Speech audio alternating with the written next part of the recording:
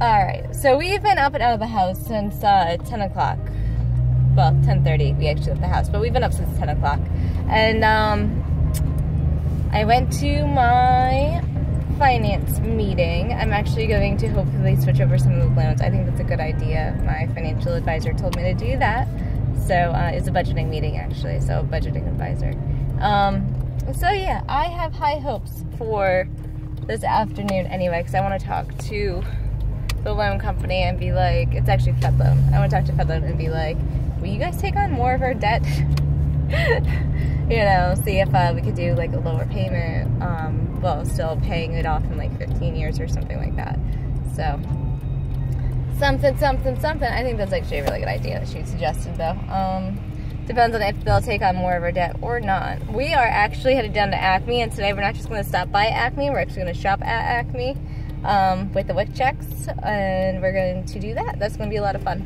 So, and then when we get home, we get to put together the board, and I'm pretty excited about that. So, alright, that's it for my update. This is what we are doing. We've been out of the house, and I like being out of the house a lot. I don't know. Okay, I went to counseling last night. I don't know if I recorded that part or not. But I went to counseling last night, and we're doing the Saving Your Marriages Before It Starts. Like, Saving Your Marriage Before It Starts is what the program is called. I wanted to do the What Were You Expecting program, but James dropped us out of that. And now I'm doing, because I'm literally going to and from the Save Your Marriage Before It Starts program with them, and I like it a lot because it shows how our expectations of our upbringing are actually playing a major role in what we expect as adults. Like when I was a kid, I was outside the house a lot with my dad, and when James was a kid, he was stagnant with his father.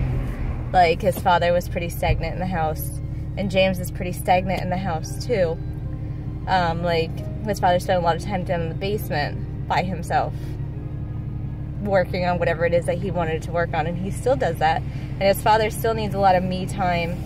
Like James needs a lot of me time, and I can see where the pattern is playing out there, where I can see where the pattern of my life is playing out there too.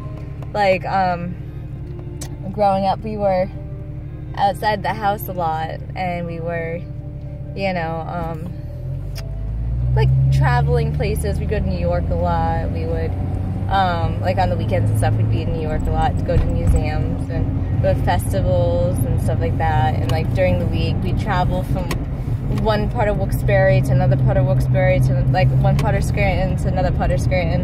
And because I'm actually from Scranton, and that's where I grew up. It was in the Wilkes-Barre Scranton area, because I went from the house in Edwardsville to the house in Scranton.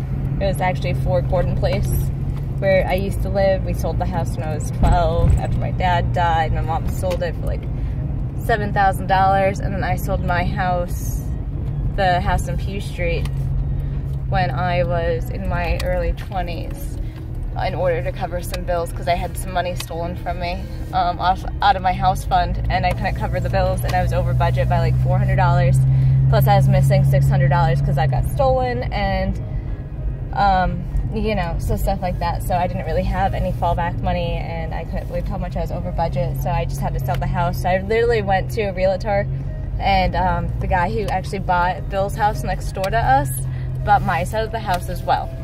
So, and it wasn't, I didn't even go to the realtor, like through the realtor to sell it. My dad bought the house for $22,000, and I sold it for $7,000. Because no one was living in it for such a long time. The floors need to be replaced and all that stuff. So, yeah, it wasn't a profit. And on top of that, I had just paid $2,000 in property taxes and stuff like that with the money I got back from getting, I got $2,500 back or something like that, or $2,000 something back from taxes that year. So I went straight towards the house, you know. Alright, that's it for my update.